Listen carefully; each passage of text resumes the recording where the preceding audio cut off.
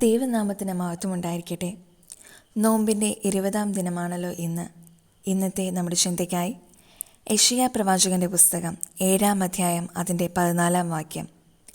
അതുകൊണ്ട് കർത്താവ് തന്നെ നിങ്ങൾക്ക് ഒരു അടയാളം തരും. കന്യാഗർഭിണിയായി ഒരു മകനെ പ്രസവിക്കും. അവന് ഇമ്മാനുവേൽ എന്ന് പേർ വിളിക്കും.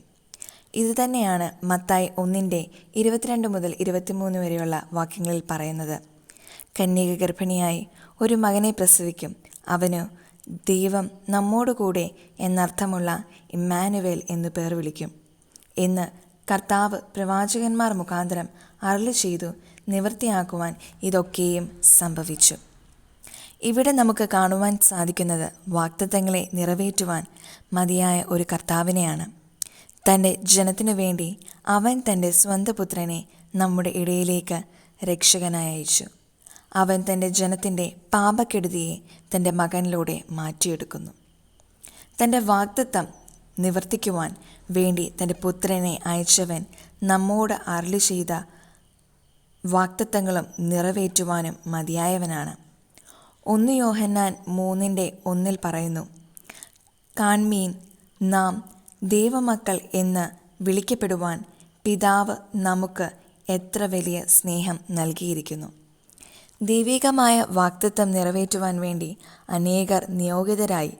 അതുപോലെ നമ്മുടെ കാര്യങ്ങളും നിറവേറ്റുവാൻ നമ്മൾ പോലും അറിയാത്തവരായിരിക്കും നമ്മോട് കൂടെ നിൽക്കുന്നതും നമ്മളുടെ ആഗ്രഹങ്ങളെ അല്ലെങ്കിൽ നമ്മളോട് അരുളി ചെയ്തിരിക്കുന്ന വാഗ്ദത്തങ്ങളെ നിറവേറ്റുന്നതും.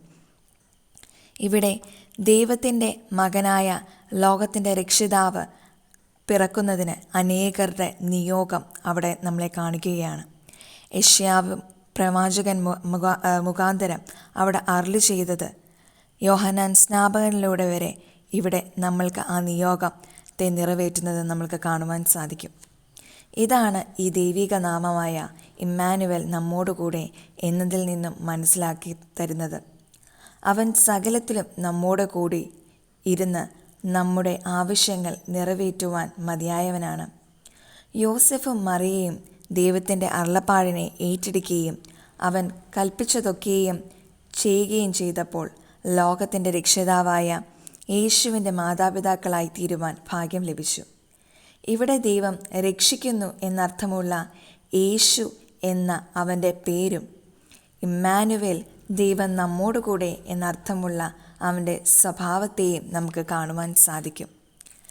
രക്ഷകനായ യേശു നമ്മോടുകൂടെ ഉണ്ട് എന്ന വിശ്വാസത്തോടെ നമ്മൾക്ക് ഓരോ ക്രിസ്മസിനെയും വരവേൽക്കാം. അങ്ങനെ ഈ വർഷത്തെയും ക്രിസ്മസിനെയും നമ്മൾക്ക് നമ്മളുടെ വിശ്വാസത്തെ മുറുകെ പിടിച്ചുകൊണ്ട് നമ്മൾക്ക് വരവേൽക്കാം. എല്ലാവരെയും ഈ വചനങ്ങളാൽ ദൈവം അനുഗ്രഹിക്കട്ടെ. എല്ലാവർക്കും ഹൃദയം നിറഞ്ഞ ക്രിസ്മസ് ദിനാശംസകൾ.